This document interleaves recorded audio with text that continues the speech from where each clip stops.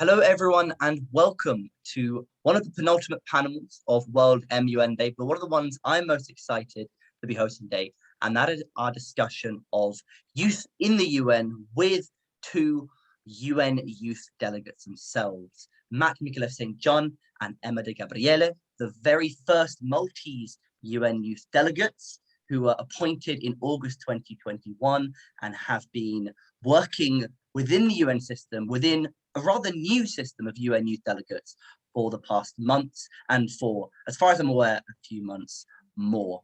To those listening, maybe you don't know what UN Youth Delegates do. That's what we'll be exploring here, but they're a really vital way that youth really push some of their ideas into the UN, and we could not be more excited to talk today. I'll give them a quick chance to introduce themselves more fully, so you get to know them a bit more, and then we'll progress a bit more with the conversation. So, Matt, I'll hand over to you first.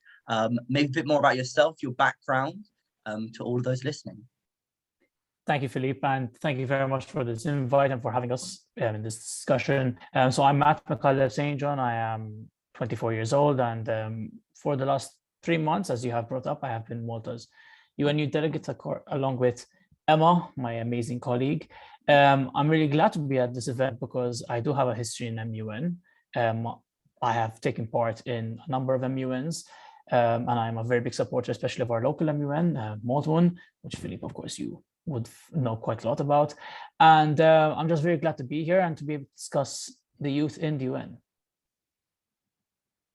Thank you. I think I'll Please. Hi, everyone. My name is Emma de Gabriele. I, along with Matt, have been one of Malta's UN Youth Delegates since August. I am a second-year law student. Matt has already graduated, so that is kind of my background. I actually don't have much history with the Model United Nations Society, but I would love to get to know it a bit more, hopefully through this discussion, and just share my experience in the UN and how the Model United Nations Society has sort of helped youth everywhere getting more in touch with what the United Nations does. Well, that's exactly what we're here to do, really. So great to hear from you both. My first question, maybe one that I've actually asked, I think, all the people I've hosted on World MUN Days is, when and where did you first learn about what the UN is? Or maybe misconceptions of what the UN is? So, Matt? Emma, would you like to go first? Or Emma? I actually have a story, like it's quite Please go ahead. So basically, when I think I was in Malta, it's Form 2, so I was about 11 or 12. We were given an assignment. We had to write about something that has inspired us. You know, it was like Fridays. On Fridays, we'd be given essays always to write over the weekend and to hand it on Monday. And they said, anything that inspires you. And I didn't want to be at all basic. So I started looking up videos, inspiring videos. And I came across a video of Emma Watson speaking at the General Assembly in 2014. I'm pretty sure everyone knows that video, the He for She campaign on feminism.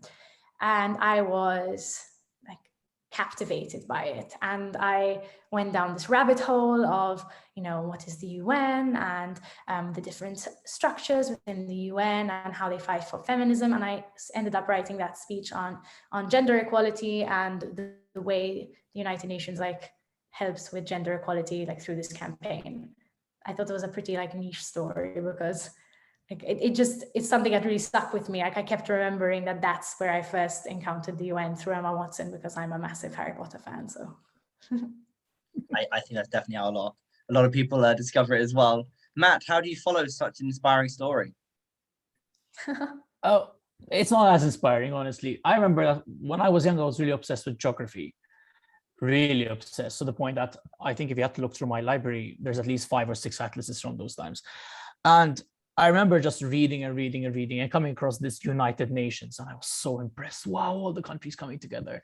But I didn't really know what it was, to be honest, until I was about the same age as Emma mentioned her story, about 10, 11, when I started studying it at school and getting a basic idea. But I don't think that the United Nations really are brought up much in the educational system, at least where we're from in Malta. It's not really brought up. We had social studies, which is all students study social studies, and they just bring it up in passing, really. So it was only when I grew up quite a bit more and mainly I got introduced to MUN where I actually fully understood what the United Nations was about, really, which is a shame. So that's also part of our remit as youth delegates, and we really want to change that. That brings me perfectly to my next question, which is, in maybe a few sentences, although do develop it afterwards, what is it that UN Youth Delegates do? Well, yeah, sure. Well, I think Emma will agree. So Emma and I are both from Malta, so we have the same mandate essentially. And as the first youth delegates from Malta, we are still essentially creating our office, because what we have found out is that all youth delegates, depending on where they're from, will have a very different, way of understanding their exactly. Every country operates as their youth delegate program in a very unique way, but generally speaking, they tend to have the same approach that we present the government on youth matters at particular mandates of the United Nations. Now, Emma and I have quite a general one, so we tend to focus on the UN General Assembly, the committees, especially the third committee, but we are not restricted to that. We may also be involved in other matters. So Emma can also explain maybe how our remit is further set out. And we also have a local presence, as in that's one of the most interesting parts of this program, is that while we are essentially representatives of our government, we are also representatives of the youth constituency. So we have a local presence whereby we get in touch with youth and we sort of have conversations, we open dialogues, especially through like local agencies such as Agencia Zaza, and we are able to sort of bridge together the government's point of view and that which youth actually, want to see, the concerns that they're having, to sort of form a bridge there, and then like bridge that together at the United Nations and sort of represent that in the best way that we can on the international scale. I think that's the best way to sort of sum it up. It's that's youth, great. Government, and then can you give us an example of maybe a topic you've worked on with the UN in the third committee or around that? Well, right now, we've been very active in the discussion on the youth resolution by the third committee. So we've been highly involved in negotiations on behalf of Malta. We've attended a number of meetings where we've had the opportunity to discuss the points that are very big for us as youth on a high-level international scale. And the best part of that, I think, has been that most other countries have also allowed for a similar structure where youth delegates would be involved in negotiations or representing the country altogether in negotiations. So we've also had the chance to, for example, discuss certain points with other countries, to even come up with common positions and to lobby. And it's been very interesting. But our topics, again, for example, we're very involved in climate change matters. We're very involved in sustainable development. So the topics will vary. And for example, our ministry they gave us a list of things that they would like us to focus on, but they are not necessarily exhaustive. They are very willing to involve us in other things as well. And obviously we are sort of dependent on the kind of meetings that the UN hosts for certain topics vis-a-vis the work we do with the UN. The work that we do locally, we sort of get to dictate that mandate. We sort of get to push what topics we think are most important, which topics we think are deserving of more attention. But obviously at the UN structure, we're very much dependent on the mandates that they set, like what topics are prioritized on the agenda. Obviously, there's the COP26 summit right now, so there's a lot of dialogue on climate change currently happening. But again, we are very much dependent on what the UN as a supranational structure is pushing for in terms of topics. Yeah, of course, there's around about, I think, about 40 or 50 UN youth delegates now in total. Have you had much chance to interact with them? Do you see sort of the differences in how youth are integrated across the world? Maybe Emma? We've been very lucky to be able to interact with a lot of youth delegates. Obviously, unfortunately, because of COVID, a lot of that interaction, as in all of that interaction, I'm saying a lot, but all, Yes, had to be online. We are hoping that we're going to get to meet a lot of them in February in New York, because there are a lot of relevant meetings that usually delegates are given the go-ahead to attend. So we're hoping that we get to see them there. But to be honest, we've been very privileged to be able to meet a lot of people from all across the world, from Australia, from the US, a lot of EU delegates from South Korea. And it's so interesting to see the interplay and the dynamics that are created through these discussions, because we've had very formal discussions where we've been discussing issues. For example, as Matt was mentioning, with the youth resolution, we've had many meetings to sort of consolidate positions and to discuss important topics to see where we can gain support. But we've also had fun meetings where we've just met together and just talked and discussed and kind of got to know each other. And that has been probably the highlight of this experience, getting to meet sort of like-minded and also not like-minded youth, but who share this common passion for representing youth and advocating for youth issues. So that has been extremely rewarding. Anything to add, Matt? I agree with absolutely everything Emma has said. Of course, the pandemic has sort of held back opportunities for meeting up and networking with other youth delegates. But I mean, we're lucky to be living in an age where, I mean, Philip, you're far away from us right now and you were still able to have this conversation. So we've been very, very blessed and lucky on that front. But as well, what we've realized is that there are certain, first of all, most of the youth delegates come from the same, let's call it, region of the world. I mean, we tend to associate global north, global south. Unfortunately, most of the youth delegates do come from the global north, and that is something that we as a group of youth delegates have been dealing with, and I'm pretty sure we might discuss this later on in this discussion. But we have realized that a lot of them come from the global north, but in spite of that, prominently the European Union. Most exactly. And in spite of that, we still have very differing opinions on how things should work. We do, it's not just one clear goal. Okay, yes, we're all youth, we're all very engaged, and we all want to push for change. So that is one thing that we all have in common. But the actual nitty-gritty and the actual specifics, yeah, they are up for debate for sure. So that's been very interesting. Thank you. So I think that's a good kind of introduction to the UN Youth Delegate system. And now I want to sort of get more general, which is, why should we listen to youth at the UN? What's the point? Why can't we just let the adults, do their negotiating, sign their resolutions and move on? I mean, I think I can speak for the both of us. It's very clear that youth are huge drivers of change and progress. Climate change is the perfect example. We keep mentioning COP23. I mean, for the last few years, we've seen that youth have been the main driving force behind the need for change. I think the fact that we are the future at the end of the day, and that we are going to be dealing with these huge topics, these huge issues, it's clear why there's an urgency, because at the end of the day, we are the people that have to deal with them. So I think it goes without saying that youth need to be listened to, and youth need to be they need to have a voice, and that voice needs to be listened to, not just heard. Now, whether that's continue. I just have an addition to make. I personally have a I don't know, it's kind of something that annoys me slightly when people say that youth are the future, because it's true and it's a valid claim, but youth are also the present. Absolutely. We have just as much at stake, and we have just as much of a right to be heard as anyone else, as in we represent such a large percentage of the world's population. And as Matt said, we are the future. So, any decision that's going to be taken is going to have a direct impact on us.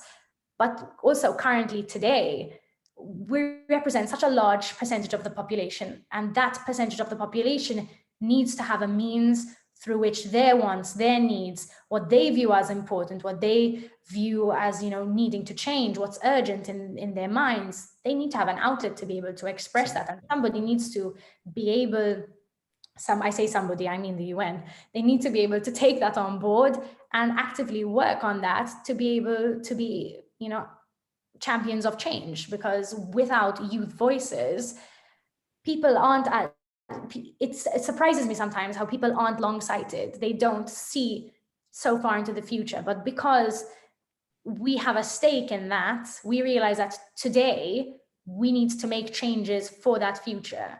And I think that that's super important. We cannot negate the fact that youth are also the present. So it's the present fighting for the future, but still we have a right to be heard today, not because one day we're going to be adults. Absolutely. We have a right to be heard just because we're youth. I don't know. Absolutely. That's a small pet peeve of mine when people go, you deserve to be listened to because youth are the future. Oh no, but we're here now too. I agree completely. And to be honest, that also then brings up the problem of we discuss youths as important today and in the future, but beyond that as well, I think the fact that youths tend to be considered as the future sort of brings into question then, okay, are we being listened to right now? So definitely. It's always a circle. Like, I think it's the way, the perception that even some of us have. I mean, I'm a youth myself, obviously, and sometimes I say, oh, we are the future, but you're completely right. And that also brings into the question then, okay, so yeah, we are the future, but does that mean we are being even listened to today? So absolutely. There's a delayed reaction, yeah, because youth are the future. So there's that misconception that there's time, and there isn't time. Exactly. I don't know. That's what I get, and that's the feeling that I get. That when you say youth are the future, it's like, okay, it's going to be your future. There's time to solve these problems. So it negates some of the urgency of some of the issues that we're discussing with, like predominantly and primarily the issue of climate change. It's, we're pushing and we're saying, this needs to change. It can't carry on like this. We need to have a habitable earth. And, we're being told back, youth are the future, youth are the future. But right now, there's that gap between, youth are the future and action now. Absolutely. It just creates this distance. And unless we bring, there's something that consolidates it, and, we have a plan and we're actively listened to, we're going to remain the future. And exactly. Not happen. It's almost like a buzz phrase. Yeah, and then it's a cyclical problem, because the future comes, we are no longer the youth, and the youth are going to be telling us the same thing. And it just keeps going around. Kick the can. No, I absolutely love what you just said there. No, we're not just future, we're the present. That's I think that's a really powerful statement. That's a motto I think should be around a bit more. So we've established that we should listen to youth. How can youth have an impact at the UN though? Well, the UN Youth Delegate program, for example, I think we can speak mostly about that at this point because we're directly involved in the program. What we realize is that, as in all programs, really, there is need for improvement. And we have actually recently been involved in a number of meetings and events that were held by the UN in general, so by different departments of the UN, to actually work on this issue. But one thing that both Emma and I agree on is the Youth Delegate program is just one way of actually getting the youth to be involved. Really and truly, I think that similar to a lot of other organizations or regional institutions, I think the UN is slightly cut off maybe from the general public. Youth, I don't think any youth, I can say this actually with quite a lot of confidence, that most youth are not in any way in tune with the UN. So really and truly, there needs to be a level of outreach and level of, a platform available for young people to actually speak without having to get involved in such an intricate way as we are as youth delegates, because we have to go through the entire program. We are appointed, we need something more of okay, you want to speak, you want to be heard, then here you go, here is your platform. At this point, I highly doubt that exists on a UN level. And I think that is the very first step that needs to be taken. I don't think it exists on a UN level. And I think it's so important that it does, because there are so many degrees of separation currently between the average youth in the street and, the room where it happens, the place at the UN where the decisions are made. And sometimes it works both ways. So you have youth that don't understand what's happening at the UN level, and the UN who are not in touch with the grassroots of, the youth concerns beyond, the ones that are very obvious to us, like, the climate change issues. So there's this sort of double-edged sword, if you want to call it that no way is that communication really working. And there are, like this program that we have, there are select few outlets where that's available. But again, as in we come from a very small country, so, and even there, getting, the idea and the ethos behind what youth want and what youth are advocating for is very difficult. Yes. Let alone in larger countries. So there is this like intrinsic problem that there is a lack of communication, and what needs to be done is there needs to be a way that these levels of separation are sort of decreased. And this program is just one way. So we sort of create a symbiotic relationship. I like to view it as a symbiotic relationship where we are sort of helping the UN achieve their goals, so especially their sustainable development goals. So we are sort of educating youth about the about these sustainable development goals, what's being done at a UN level to kind of get more engagement with youth. But we're also, on the other hand, trying to advocate for our youth, for the issues that they're experiencing, and what they want to see changed, and take it back to the institution. So it's this symbiotic relationship. Yes. Because at the beginning I said that there's a problem that isn't working, that relationship, and we are kind of mediators, if you will, that sort of enable that to work. But we are just one way that can be done. And I definitely agree with Matt that there needs to be a means through which that is facilitated much more easily without the need for a middle person.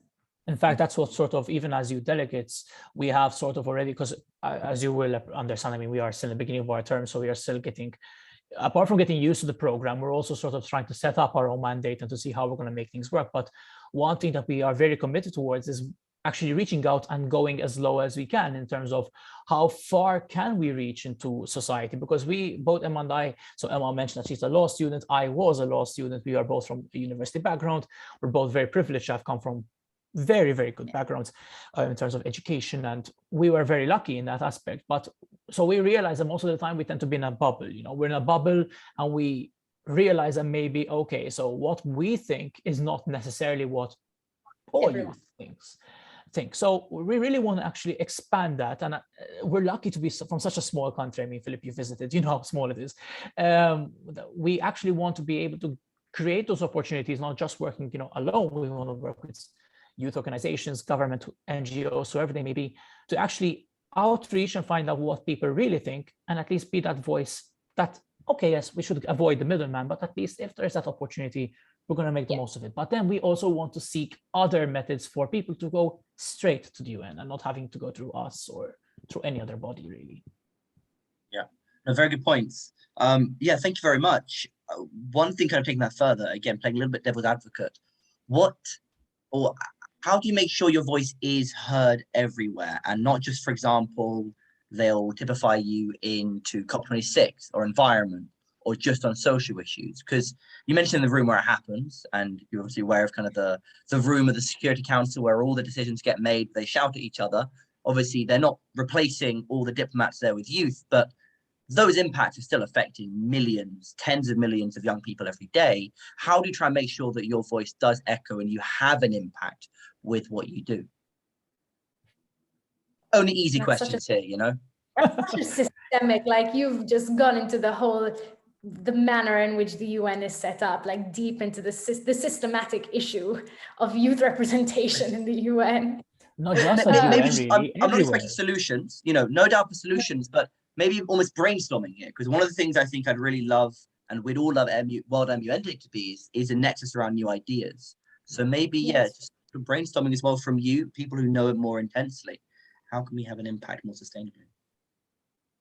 Well, okay, so I'm glad you bring this up, especially in context of MUN, because MUN often provides an opportunity for young people to actually get their voices out there. So realistically, we know that MUN, it may have effects, on especially if there are the right people listening, it may actually have an effect eventually. But realistically, it's just it is an opportunity for young people to come together and voice their ideas, right? So I'm really glad you brought that up, because in a way, the role of youth, since there's such a systematic, there's a structure that we need to place ourselves in. We recently attended a climate change conference that was held in Malta. It was, I think, the first ever climate change conference held in Malta by the government. And one of the panelists that was on the panel I was on, was a very good friend of mine from the National Youth Council, explained how essentially when there was the Fridays for the process, it wasn't exactly a structure that was available to them. They had to find their place in the structure and create their standing there. Essentially, they found a gap and they filled it. And in a way, youth still have to operate in that way at this point, because even in the youth delegate program, we are very involved as much as possible, but we have been given, there are constraints, but we still try to push further and further. And I think that is the first thing we need to do. We need to find gaps in order to actually place ourselves in them and be able to find room to grow and rise in this structure. But it's far easier said than done, of course. And the issue, one of the major issues that I find is that it is such a systemic thing. The UN structure has been built up, and it is what it is. And we really need to find a manner in which youth find their place within this structure, because it is what it is. So there are very little. Sorry, someone just came. Excuse me, I've lost my train of thought. I'm so sorry. The system was not exactly built with youth in mind. It wasn't catered towards youth involvement. Thank you very much. It wasn't catered towards youth involvement. This is something that has to come after. And it's so difficult to be able to find these gaps that Matthew was talking about, for youth to get involved. So what we really need to do is just push and push and push and carry on showing interest, showing initiative, so that maybe, because the issue that you talked about, sustainability, and none of this is guaranteed. So you can push and you can push and you can push, and ultimately it could be that nothing ever comes of it. That's the main issue, but it's not I'm sounding very pessimistic when I'm saying no, this. and I agree with you, Emma. I'm trying to put like the positive spin on it, but it all ultimately comes down to the will of the youth. How much are they willing to push? How much are they willing to get involved? And how lucky are they to find the right people that have the power to affect that change in the way that it needs to be affected. And that is something that as well we would like to. So this is one thing that we actually want to push forward a bit more, because I think as time goes by, so I think youth are getting more recognition for their involvement in bringing change. I don't think that it would be fair to say, that youth are still being ignored. However, I think the actual recognition of the generation of youth as a whole as having this huge impact is still, it's still in the works. We're still getting there. And I think as a generation ourselves, we can actually be the ones that make that change. Or we're like, listen, okay, once we reach that stage where we are full adults here, we're not really considered as youth anymore. Let's actually look down at our previous, at who are the new youths actually, and give them those spaces to actually get involved. We need to create that structure. And hopefully those people who are involved like us, we will eventually be in this position to actually start off this type of structure. Yeah, totally agree. I'm so sorry I lost my train of thought there. No worries. As well as obviously making sure there's impact of the youth in the UN, I think you mentioned, both of you, how there needs to be more education of the UN for youth. What are some of the ways that you try and do that in Malta? And what are some of the ways you'd maybe like to develop that further? So as Matt mentioned, currently, I believe the only sort of source of education about the UN is through social studies. And it's not even offered in every school. It's offered in most schools, but it's not offered in every school. And we touch upon it. We have compulsory subjects, at least in my school, we had environment, geography, and history. And we had to take those subjects till we were till we were about 14, and then we got to choose just one. And we touched upon the UN in all of those subjects. But there was no true, genuine understanding of what the UN was, unless you were interested and you decided to do your own research. That's what I had done. And I'm pretty sure that everyone who was interested in the UN, in Malta at least, went through that process of researching and kind of finding the areas that they were interested in and seeing how the UN sort of fits in to those areas. What we are hoping to do is we're hoping to sort of work together with, we have a national youth agency called Agency Azaza, I mentioned before, and we're very much hoping that we can sort of partner up with them to be able to reach more people and, as I mentioned, explain to them a little bit more about what the work of the United Nations is, and sort of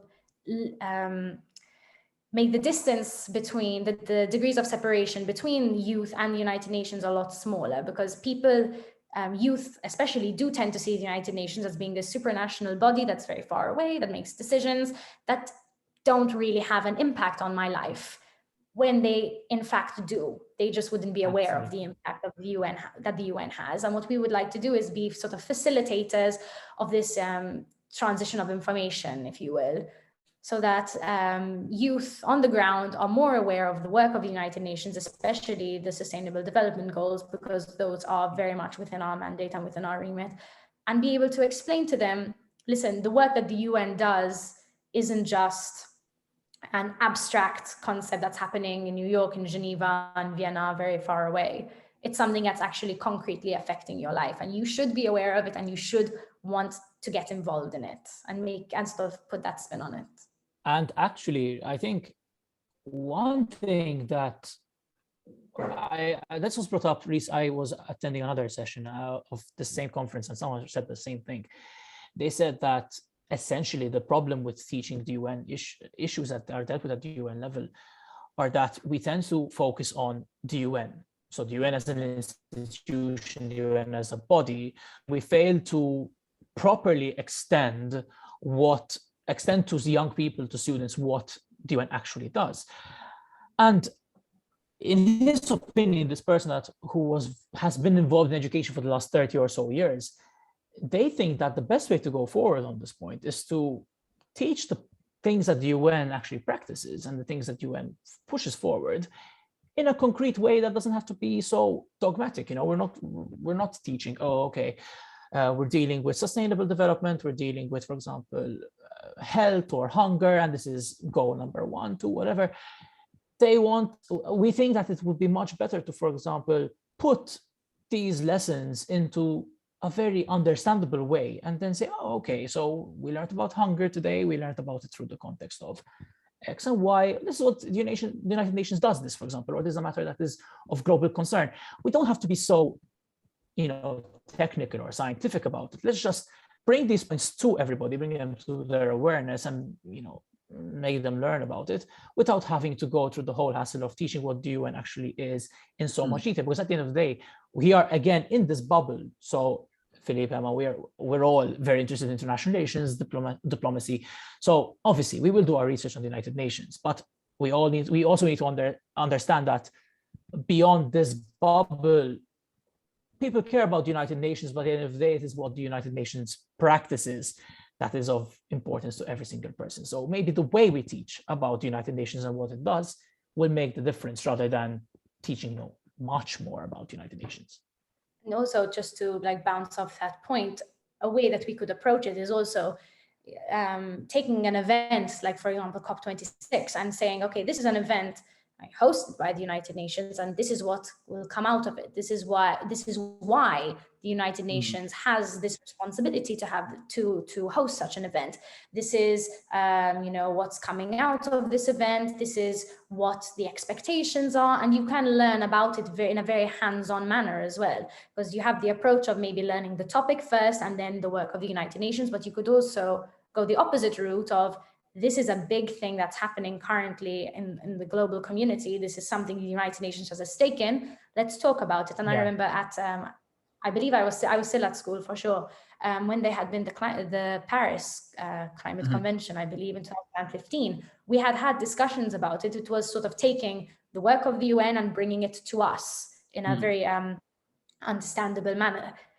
But then, for example, when we went to sixth form, I remember, because it impressed me.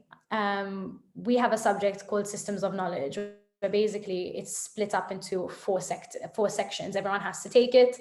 It's like a compulsory subject to get into university in Malta. It's split into democracy, science, art, active citizenship and democracy, art, history of art, science and technology, and the environment.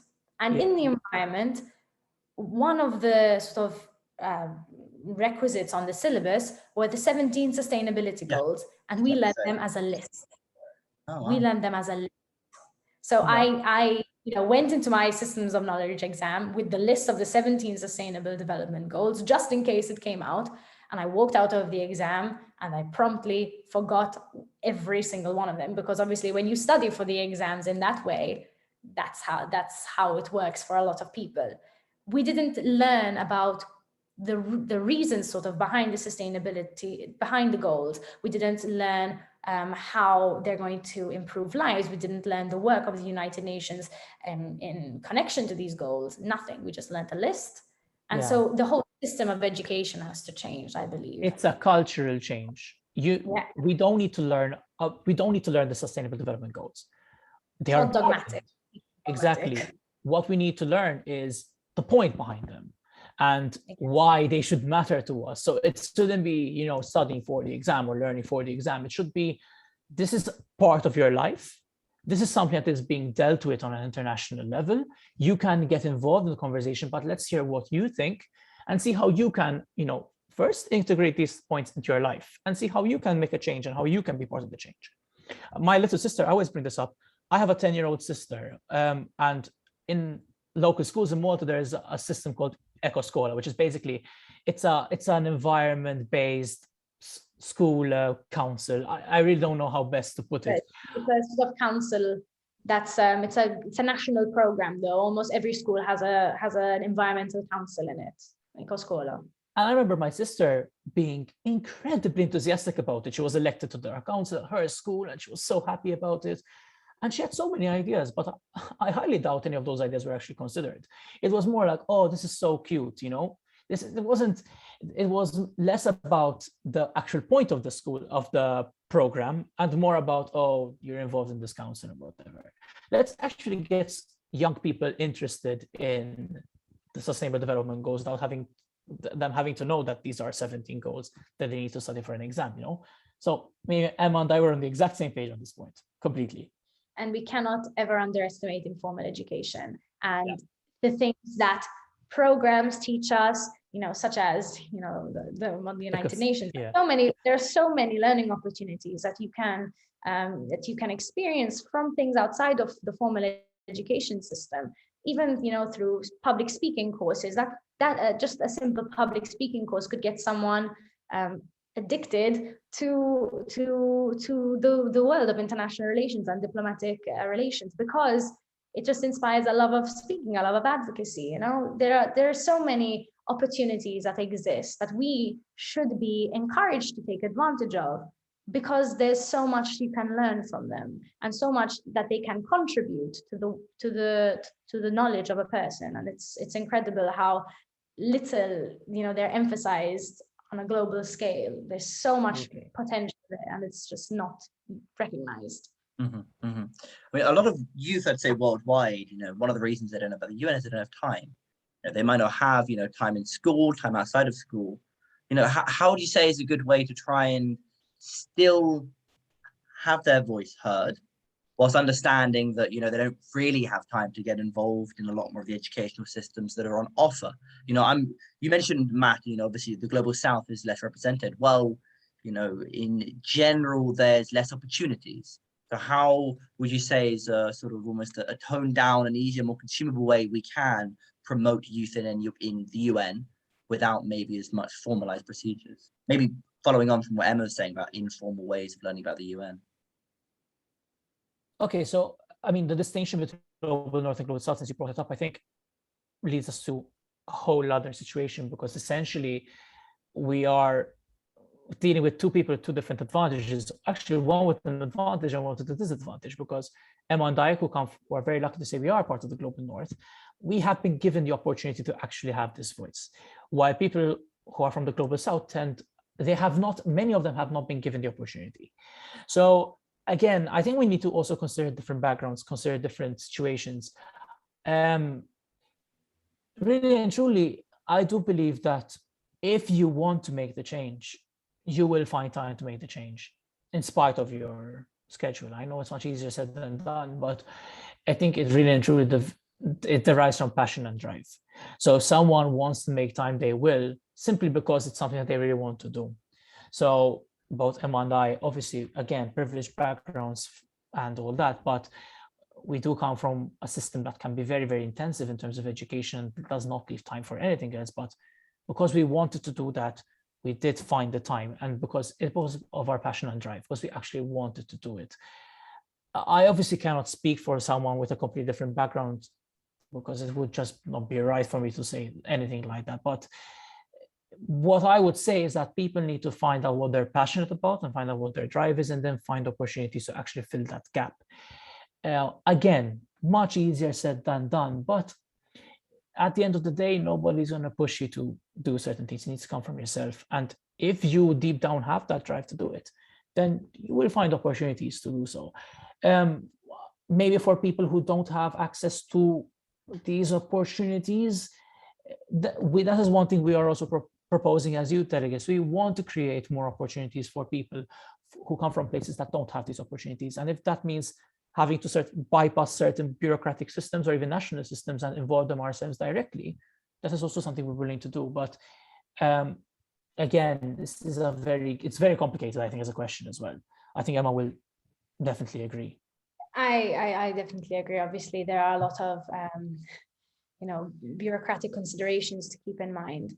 But one thing I will say is that change starts from the smallest. The smallest thing can lead to massive change. So if somebody has something that they're interested in, they don't necessarily need to, become youth delegates in order to affect change. Change happens on so many different levels. You can affect change in your community. You can affect change even in your household. So I was talking about degrees of separation earlier, and there are multiple degrees of separation between youth and the UN, and that is true in a lot of senses. But even bridging just one of those degrees of separation is you are contributing still to the UN as a whole. If you are passionate, say, about, I know climate change is something that we keep mentioning, but it's so topical. If you're passionate about climate change and you take initiative to affect change in your household and then in your community and within your school, and you have these initiatives happening, it's not necessarily linked to the UN structure itself, but it also is, because this change, it needs to happen globally anyway. Simply. So I think that we don't necessarily need to, you want to be productive, you want to be a champion for change, you don't necessarily need the United Nations as a structure to be your first point of call. Start small and work your way up. And this is not taking into account all of the different limitations. It's only taking into account the limitation of time, not the limitations that's a whole different. We need to consider that actually limitations are so different, because, for example, when you come from a society which has a very intensive education system, time is an issue. But for other people, resources are an issue. Money is a problem. Even just health can be a problem. We need to also consider that we're currently going through a global pandemic, and to some of us, maybe the global pandemic has almost even come to an end, because we're emerging from it and it's almost become a part of our normality. But the reality, beyond these bubbles that we tend to be in, the pandemic is still ongoing and a very serious issue. So as Emma said, start small. I think as youth, we tend to dream very big, and that's a good thing. We should always be encouraging that. But sometimes then when we don't reach our huge dreams, we tend to get disappointed and maybe even alienated or become passive. Recently, there was the energy sessions at the last session of the United Nations High Level Week. And a member of the UNDP was in a conversation about this point. And one thing that she was asked was, how can we actually solve climate change? How can we solve the issue of sustainability? And her response was, start at home. And it's so frustrating to hear that, because everybody says that, and almost nobody thinks that we can actually make a difference on such a small scale. But when we realize that one person can make that change, and if everybody else made that change, or many of us made that change, and look at the cumulative change that is actually going to take place, So completely on what Emma said, start small. Let's start small together, and slowly we will reach the high levels of change we all dream of. Exactly. There are 1.8 billion youth in the world. Yeah. I'm sure if everyone did something, we could get a lot done. So we're coming towards the end of this panel, but what I want to ask is maybe go back to yourselves and some of the work you've been doing. What are going to be some of your priorities for the next sort of rest of your mandates? We've been talking quite generally, which is fantastic. And now maybe we'll sort of go back into the more narrow ideas. What are you going to try and be pushing for the next few months? I'm unaware of how long exactly your mandate is as well. But yeah, just take us through a little bit about what you're thinking about going forward. So our mandate is 2 years. So Maltese youth delegates serve for 2 years. So we will be youth delegates hopefully until August 2023. As we said, as the first youth delegates from Malta, we are currently trying to establish an office. And what we want is to create an office of youth delegates that are connected both to the top and to the bottom, in the sense that we want to be close to our community, really. We want to be close to Maltese youths and youths beyond, but we also want to be close to governments, to institutions, to organizations, in order to actually create a proper, link between these two groups.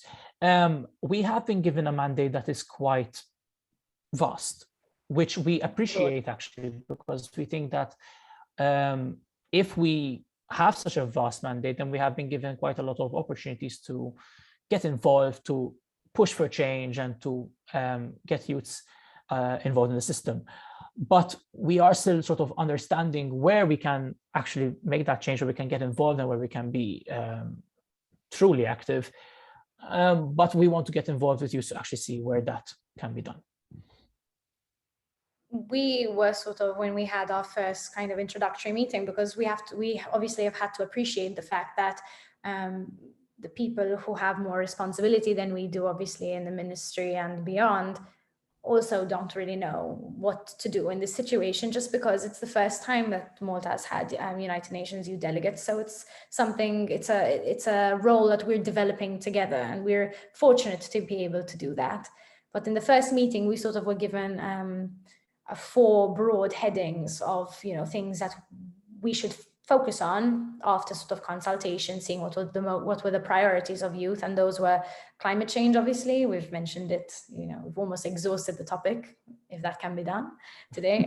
Sustainable development, multilateralism, and human rights, with an emphasis on the human rights of women and girls. And so we've really been trying to find a way to tie together these topics that we have, the work that we're doing on an international scale, because obviously, as I mentioned, the work that we do kind of more internationally is dictated by the agenda of the United Nations. We can push, we can create side events, and we can create, events between youth delegates, but on a systemic level, where we'll have the opportunity to really be heard and push for change. The topics are sort of dictated more by the agenda of the UN. But locally, we're just trying to find a way to get those topics, to sort of understand the youth point of view on those topics, what it is that we should be advocating for in the first place, because that is the role, and to try to tie in the Sustainable Development Goals and what the UN is pushing for. And as I mentioned, that symbiotic relationship of, educating about the UN and bringing the UN down to the grassroots of youth society, and then back up the other way of what youth want up to as high as we can go in the UN structure. And we want to also really establish ourselves, not ourselves as individually, but rather the office of the youth delegate on a national level, in the sense that we really want to show our government, especially our ministry, that this is a project that is really worth investing in, because you're not only getting the opportunity to have youth involved on international level, but you're also getting a very close connection with youth on a national level, engaging them directly with matters relating to international relations, diplomacy, and global issues, and also giving them the chance to voice their opinion and voice their concerns. And you have that direct youth dialogue almost with the community. So the youth delegate position is really one that is worth investing in, and we really want to prove that to our national ministry and government. That is one of a very big aim for us in the next 2 years. That's Fantastic. And hopefully, of course, through this, you can also engage with international youth as well, which is an even wider goal. So we're coming towards the end, and I'd like to ask a question that I ask everyone I try to talk to, and hearing your inspiring words, I'm certain you have a fantastic answer for this, which is, what are you hopeful for? What a question. So Emma, do you want to go first, or? I feel like the issues that youth are involved in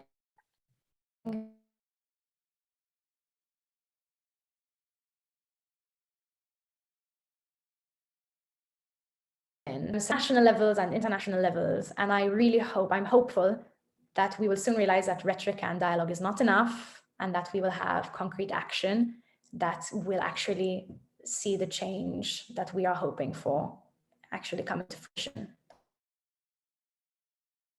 Thank you.